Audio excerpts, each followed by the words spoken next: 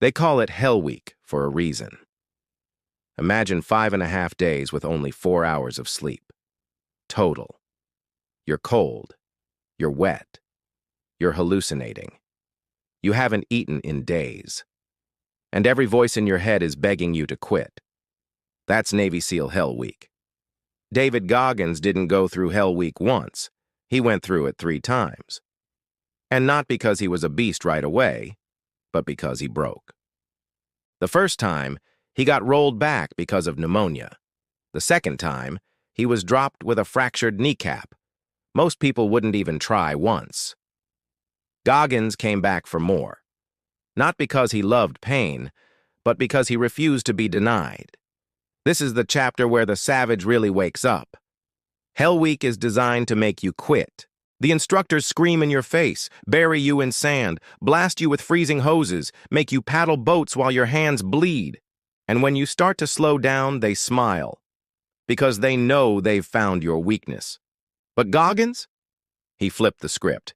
He didn't just survive Hell Week. He learned to dominate it. Not physically, mentally, and it started with one mission. Take souls. What does that mean? It means outworking, outlasting, and outsuffering the people who expect you to fail. It means showing up stronger when they think you're weak. It means being so relentless that the people trying to break you start to break themselves. On the third Hell Week, David was done playing defense. His knees were still wrecked. He taped his feet every morning just to stand up. He peed blood. He barely ate. But he kept pushing, not because he had anything left in the tank, but because he understood the truth. When you think you're done, you're only at 40%. That's the rule. Most people live their lives never even touching their full potential.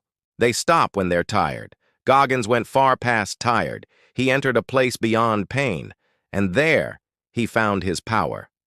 During one brutal session called Log PT, where 6 guys have to lift and carry a massive wooden log in sync, the entire team was breaking. Everyone wanted to quit. The instructors were watching, ready to pounce. And Goggins, he looked around and smiled.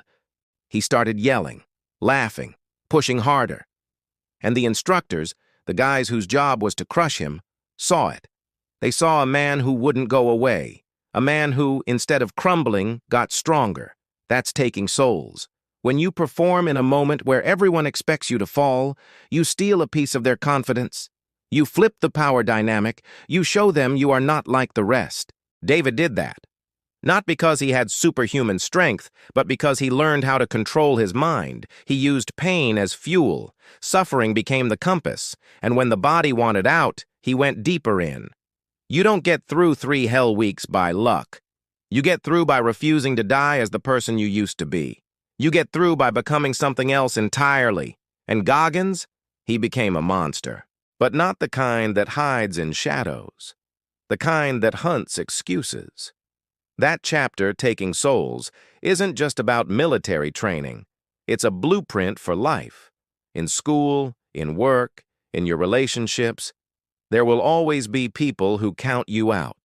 Environments that grind you down, moments where your mind screams, quit.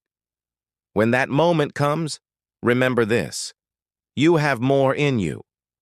The discomfort you feel isn't the end, it's the door. And if you walk through it, you take their souls. Stay hard.